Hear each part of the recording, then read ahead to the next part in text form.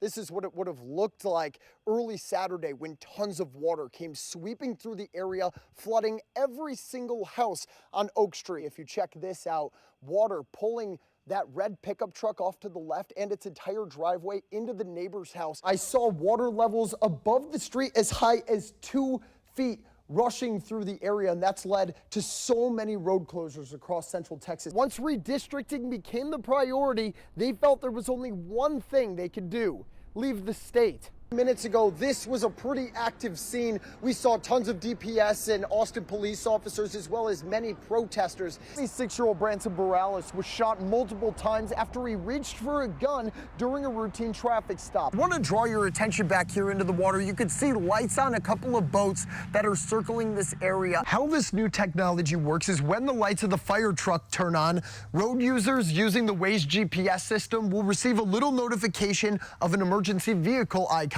and that'll let them know how far it is away, coming from the next 2.5 miles. Yeah, TxDOT says they're going to be doing their job to make sure roads are safe, but it's up to the people using the roads to continue following the rules. There was not as much traction until I made my mark, showed the cold who's the boss. Roofs are all banged up, and many people are going to be needing new windows. The lake was practically empty, but that may have been the perfect time for people to come out and enjoy some family time out on the water.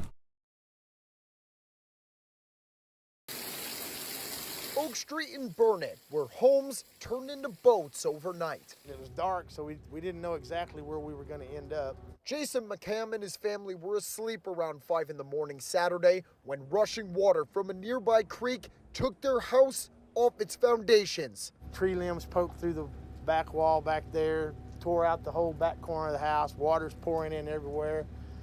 All we did was get up here by this window because this was the highest point of the house. And then there was a loud smack. McCam's house crashed into his neighbor Dottie Bai's house across the street. You know, if they wanted to come visit me, I would invite them over. They didn't have to come that way.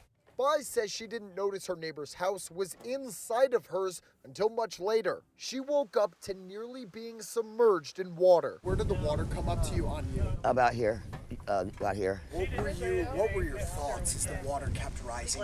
I was just scared to death. I thought I was gonna die. The kitchen was demolished. The water came, I'll show you where the water came in. This is the inside of her home after the water receded. Many other houses on Oak Street look just like this, including Jennifer Nicholson's. That's my life.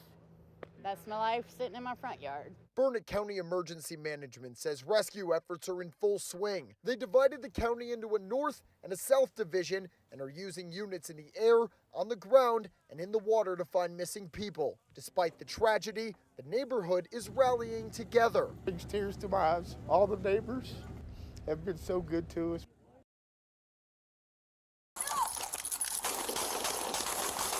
Around 12:40 Wednesday morning, officers pulled over a car on Eastbreaker Lane for failing to signal while turning. What's going on? Officer Pitcher, Austin Police Department. Reason for the stops, you didn't use your turn signal when you made the right in here. Inside the car, a woman driving, a child in the back, and 26-year-old Branson Morales in the passenger seat. Worth noting that he has 2 felony warrants, one out of Kimball County and one out of Llano.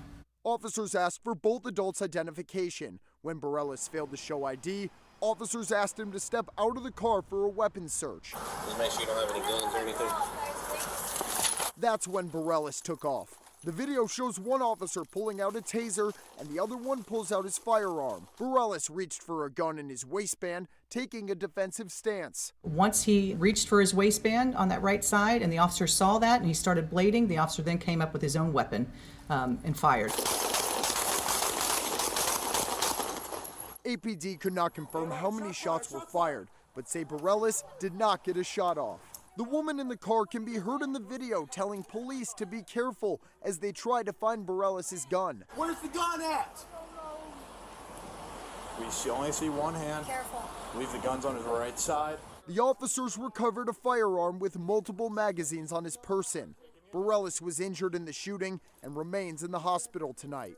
It's not yet clear what charges he faces. There is not a cop, certainly in this APD, that comes to work wanting to be involved in an officer-involved shooting, and that's the truth. What they do know is every day they show up, there's a potential for that.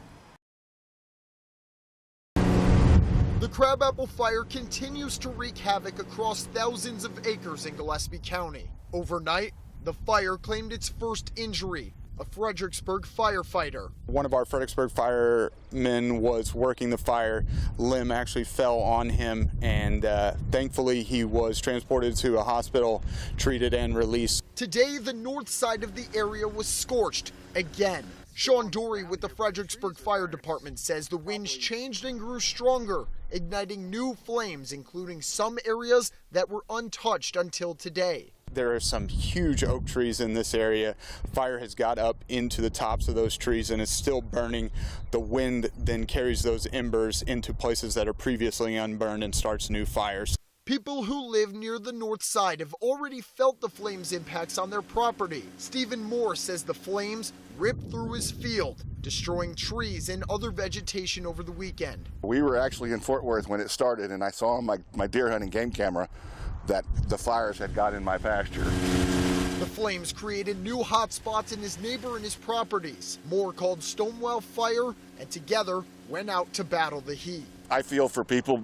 I knew our stuff is fine. I'm worried about all of our neighbors. But if you'll excuse me real quick, I got to deal with these guys right here. Absolutely. We do have a hot spot. Thank you. I don't know if y'all want to. You mind if I jump on right here? We're going to go up here, go through that second gate and follow.